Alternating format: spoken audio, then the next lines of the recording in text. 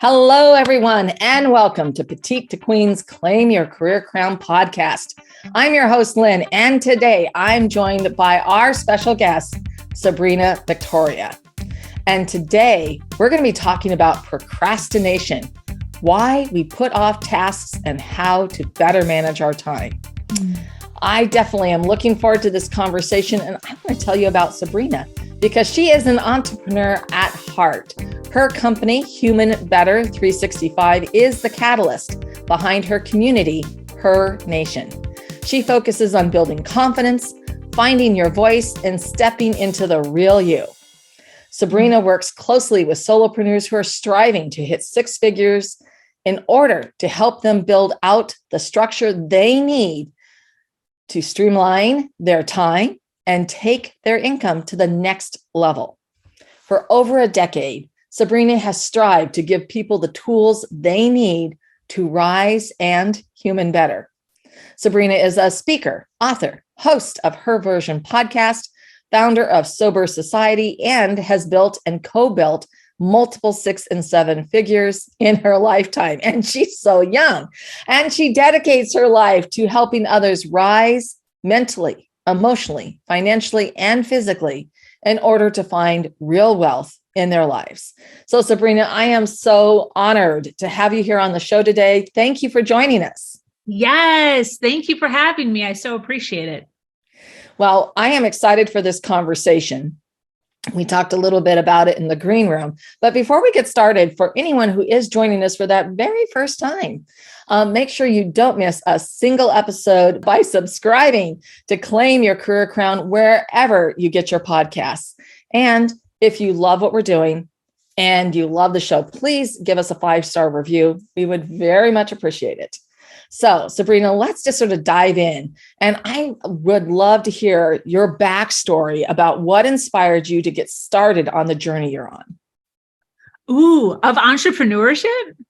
Well, yeah, and how you're doing everything that you're doing with your conferences, with your podcast, with how you serve people. Yeah, everything that I do revolves around community, and it all links back to my backstory. I was raised as a Jehovah's Witness. I got pregnant at the age of 20 with no husband, emphasis on the no husband part. And because of that, I was cast out or shunned or disfellowshipped. And I led this stereotypical single mom broke life of negative $172 in my bank account at any given time, car getting repoed out of the parking lot, eviction notices on my apartment door, completely isolated and broken, just really broken. Soon after that, I wound up falling into a relationship with a man who was covered in red flags, but I, for some reason, didn't see them. And I fell hook, line, and sinker with all of his manipulations, financial abuse, mental abuse, sexual abuse, emotional abuse. I had no money still with him. I wound up moving in. He controlled everything. And I started working for him. And one day, 8 years in, I'm on the floor in the bathroom, just having a total mental breakdown, just feeling like a total prisoner, no way out, still no money, even though on the outside, it looked like I was doing great. And I fell upon Google saved my life. I Googled, why is my boyfriend bullying me? It opened my eyes to, abuse and codependency and empathy and having no voice and no power and financial illiteracy. And I took my power back and I dove headfirst into personal development. I got all the books on finances that I could find. And within a very short amount of time, I opened up a secret bank account. I started 3 online secret businesses. And over the course of 4 years, I was able to secretly collect $50,000 and literally escape with my son, our clothes, and my bicycle. I started all over again with a mattress on the floor. And the thing that I was missing the most when it came to my entire story is community, is networking, is being able to sit down with anybody and say, hey, is this normal? Hey, am I doing this correctly? And because of the isolation that I endured for so long, I just didn't have that. So a combination between planning, time management, organization, structure, of getting out of that atmosphere, and then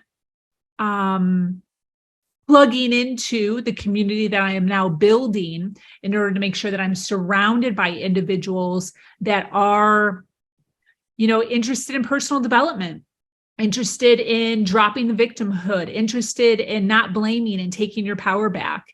And that's pretty much, the realm of what I work in. All right. Well, that is such a powerful story. And my goodness, the journey that you've gone through.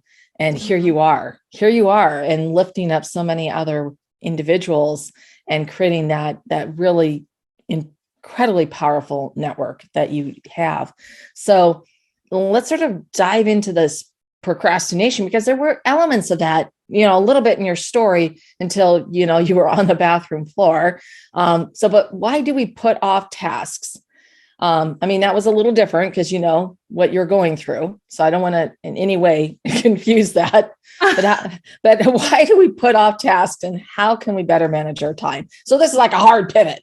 Yeah. You know what? I really do appreciate you acknowledging that, because I think that there are so many people that could get offended by that.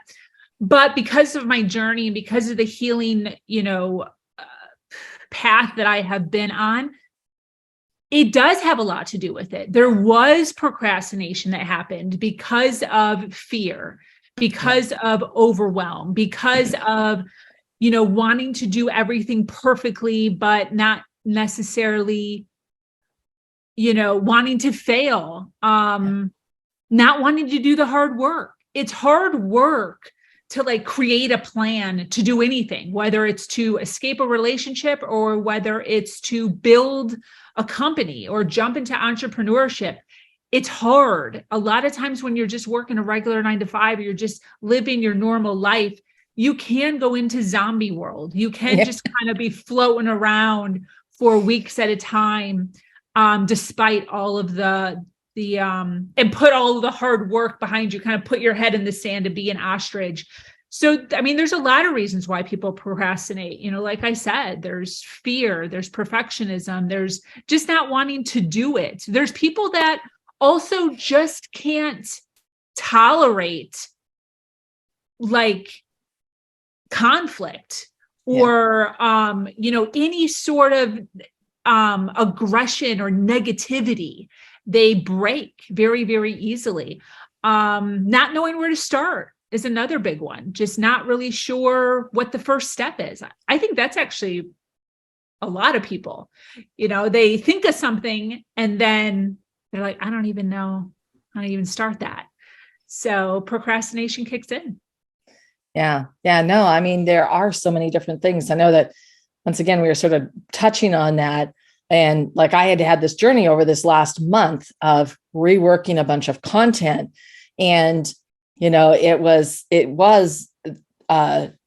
sometimes you can also get into your head of doing research or, all the DIY and then not actually doing the work. So that's the biggest thing, is actually applying the knowledge and taking some small step. And so you have to, okay, I've got enough. Now it's time. To get it started. Exactly. When you're working with people and you find that this is something that they're challenged with, do you have a specific process that you use to help them sort of recognize, which is the first thing is you got to recognize that there's an issue and then help them move through it? Yeah. The very first step that I talk about with anybody is the myth of procrastination. So although I use the word procrastination and so does everybody else, I truly believe that it is a myth. And I say the word myth because myths are something that you know about, but you don't necessarily believe in. So the definition of procrastination is just the lack of doing something. Yeah. So right now, you and I are procrastinating in every other area of our life.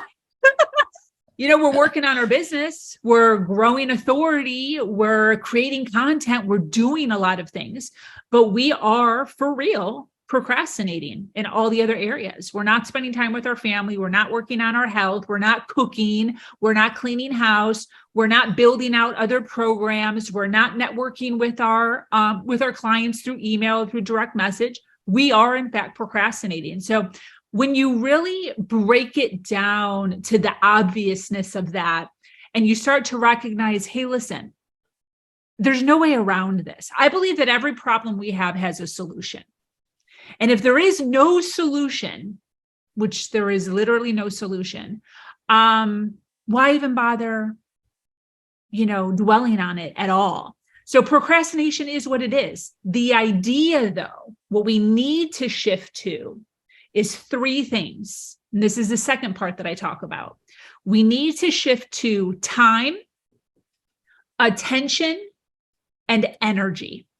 So time is infinite, goes forever. There's no stopping it.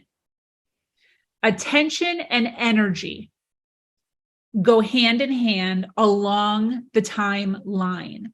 So where are your peaks of energy? So one of the first things is, where do you have your peaks of energy? And we dive into what that looks like. Where is it throughout the day? Is it morning? Is it afternoon? Is it evening? Is it at a few different times throughout the day?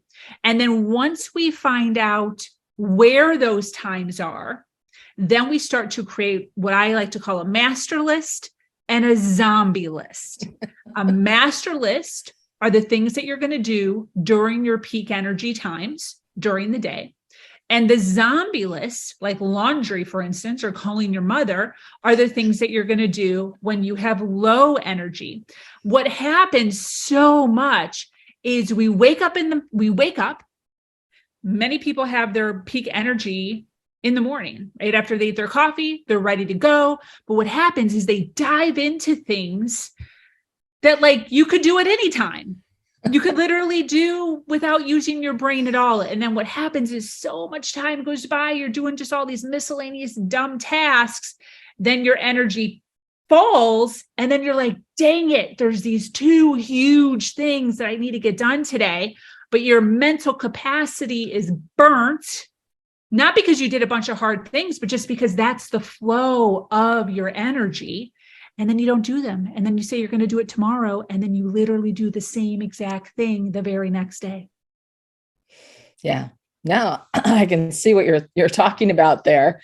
And, definitely sometimes, you just sort of want to go to those things that are super easy. And it's like, I just want to clear this off my plate so they're done. I don't have to think about them anymore. But that is when you have that other higher energy. And so you're almost like trying to just clear the plate so you can get onto something else, when you really should be doing that big thing that needs to get accomplished, because these little things, they don't take the same mind power, which is energy.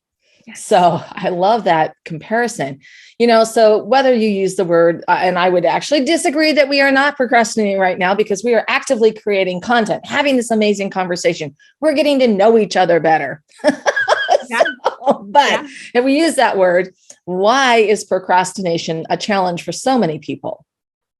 I mean, I think it's just the heaviness. It's the guilt of it. It's the, I should have done everything else, all these other things. I think social media has a lot to do with it too. It looks like everybody's doing all the things all the time, because that's what we post. Everybody's posting what they're doing. Nobody's posting when they're sitting down, relaxing with their feet up. Nobody's posting when they're grabbing a glass of water and relaxing on the patio with their husband, although some people do that. But mostly people are posting what they're doing. They're doing things. And you're getting an overload of that because you're seeing what everyone's doing.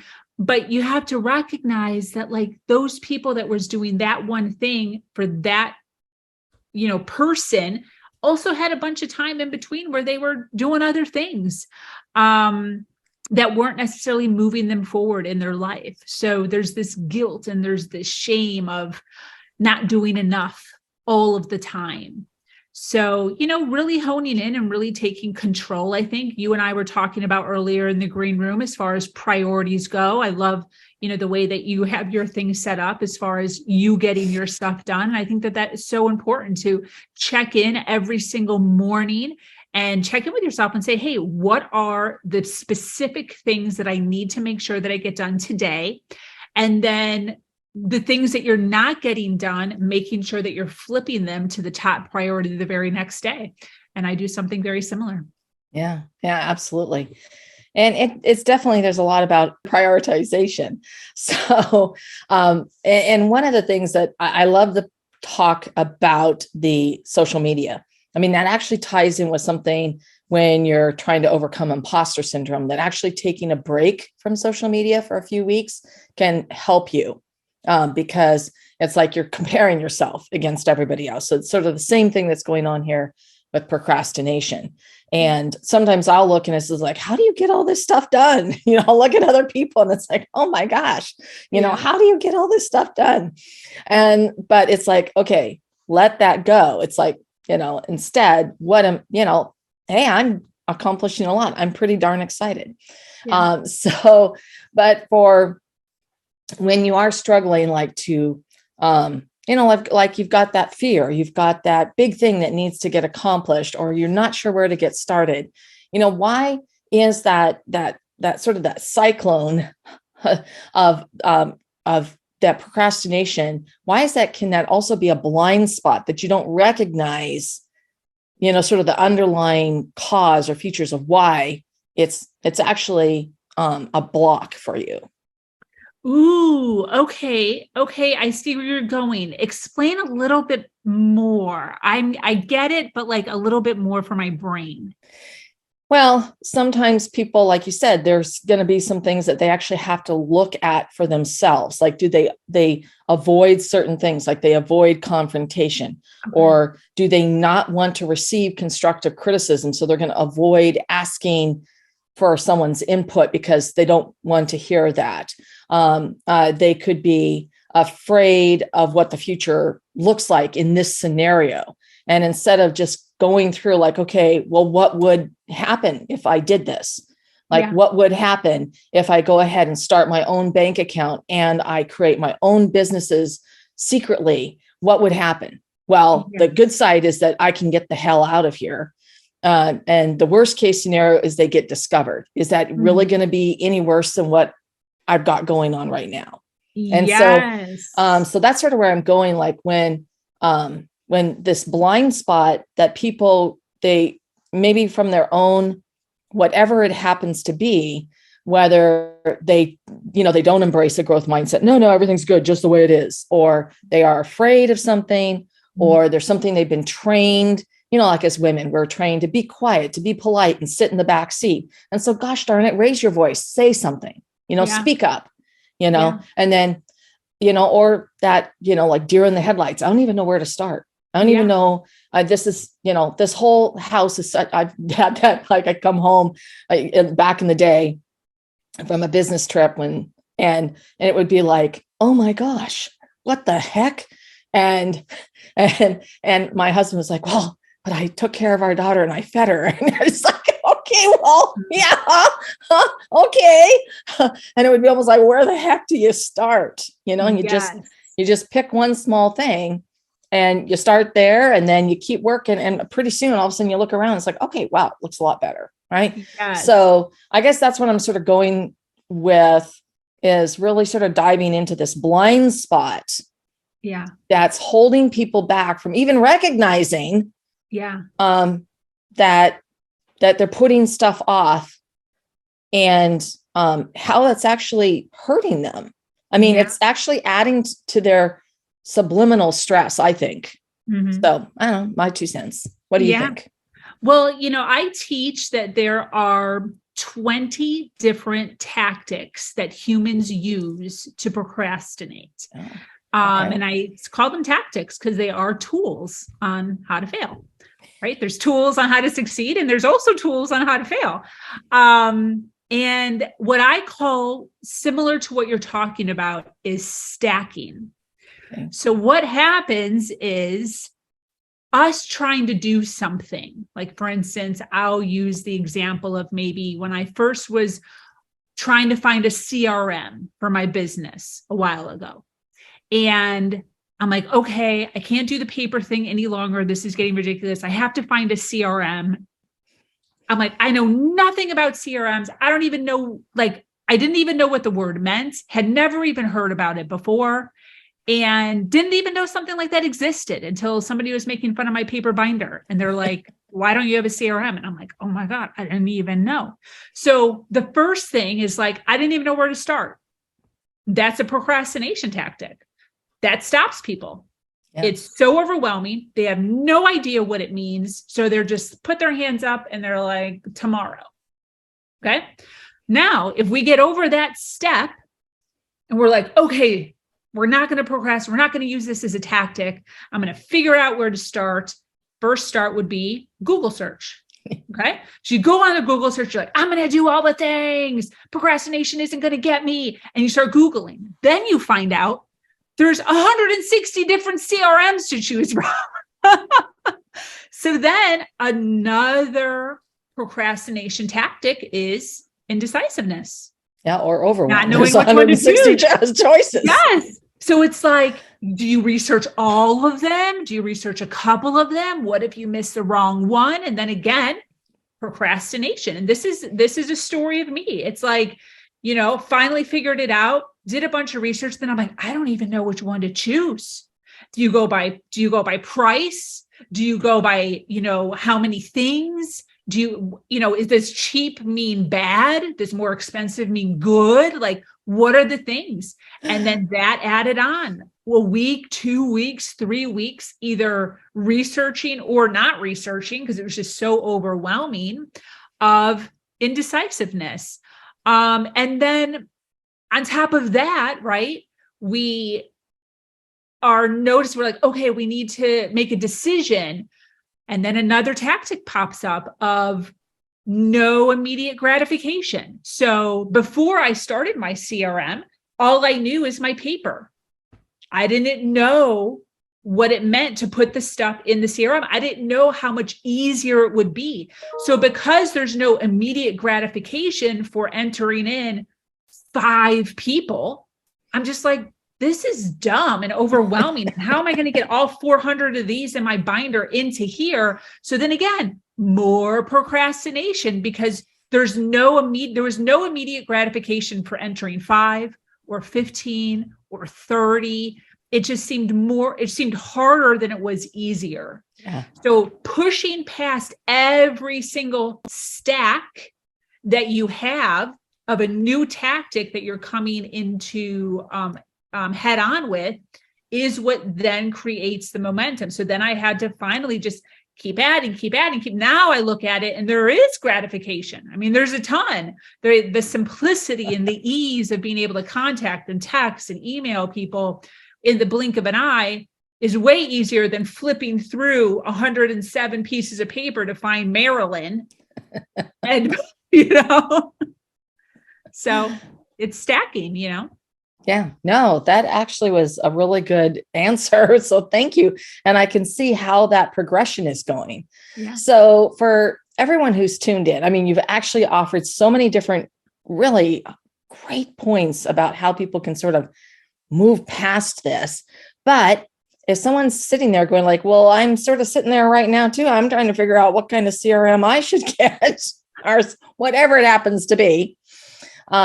What can someone do, either, today, tomorrow, next week, to procrastinating there, so that they can actually, break this pattern, to break that stacking? Yeah, I talk about making decisions quickly, making decisions incredibly fast, and pivoting quickly.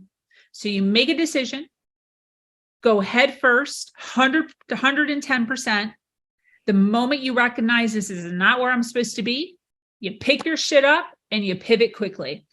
It's the same amount of time. It's the same amount of distress, but you're actually moving forward somewhere. So instead of standing in the fork of like, which CRM am I supposed to choose? And then never choosing one, and then all of the time wasted doing a binder, if you just jump into one, recognize that maybe it's not the right one, maybe it's too expensive, maybe it's not, vast enough, you pick yourself up and you move quickly to another one, and then you shoot forward. The momentum is in the decision making, and the action behind it. Yeah.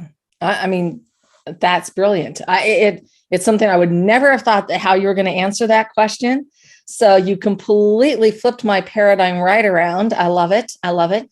So Sabrina, is there anything that you wish I had asked you today? Yeah, I mean, one of the things that comes up a lot in amongst a conversation like this is multitasking. Okay, great. So the myth of multitasking, and as far as, is it something that we're really good at, or is it a myth? And I believe that it is a myth. It takes way more time to switch from thing to thing than it does just to commit to one thing, get that done fully, and then commit to another thing and get that done fully. So going back and forth between tasks, your mind takes 3 to 8 seconds to kind of readapt to the new thing. And you're adding on minutes, hours to different projects by going back and forth. Yeah. No, I mean, certainly depends, of course, what that task or energy is. I mean, I definitely would say that I can multitask when I've got the TV on and then I'm cooking because it's very passive, Ooh, the one, see? So, right. Yes. But for work, I block out time and I literally have the email is closed. My phone is on silent, so that I can stay focused on what I'm working on, that I'm not being distracted. And then what I do is then I'll stop and take a break. Sometimes it's also just to sort of reboot my brain and sort of refresh. And then I'll check the emails. I'll check the text messages so that, and then I'll determine, quickly, like as you said, what needs to be done, what can be put off, what can be deleted. Yeah, exactly. There's a lot of that going on over here. Yeah. Oh, yeah. Well, Sabrina, thank you so much. This has been such a fantastic conversation. Thank you for sharing so much about procrastination, why we put off tasks, and how to better manage time. I know that our listeners are going to want to know more about you and where they can find you. Yeah, my website is sabrinavictoria.com, sweet and simple. And all the things that I do and all the communities that I run can be found there. All right. And we will put that in all of Sabrina's links right down below. So she's one click away. And I want to thank everyone who joined us today. This has been a very engaging and informative discussion. If you have ideas you'd like to share, you can leave us a comment down below. We love hearing from you. And if you have a question or would like to suggest a specific topic for discussion, please email us at jointheconversation@petitetoqueen.com.